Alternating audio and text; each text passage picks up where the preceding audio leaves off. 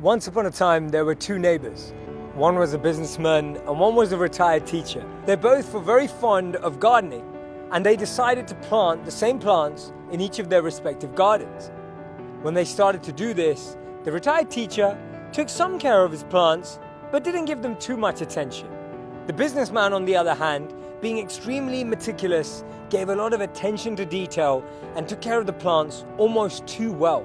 One evening, there was a mild storm and heavy rain. The next morning, the retired teacher and the businessman both came out to see their garden's condition. The businessman found that his well-kept plants had actually become quite damaged and destroyed because of the storm. The retired teacher, however, saw less damage in his plants and they weren't as affected. The businessman was a bit confused. He'd given more attention, he'd taken much further care and given much closer focus to the growth of his plants. He approached the retired teacher, who had a lot of wisdom, and asked, "Why is it that my plants didn't survive, but yours did?"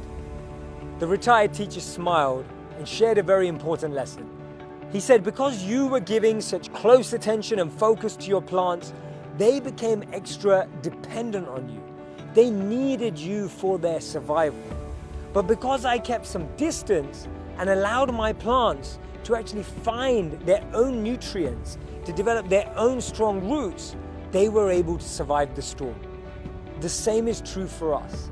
Often we're wondering, why are people not investing in me? Why are people not giving me help? Why are people not around me supporting me? We've got to realize that sometimes that distance allows us to grow. It allows us to grow much deeper and much stronger than we would if they helped us through every detail. Remember, when you're feeling unnourished or unsupported by the people around you, that's your opportunity to invest in yourself, to grow deep roots,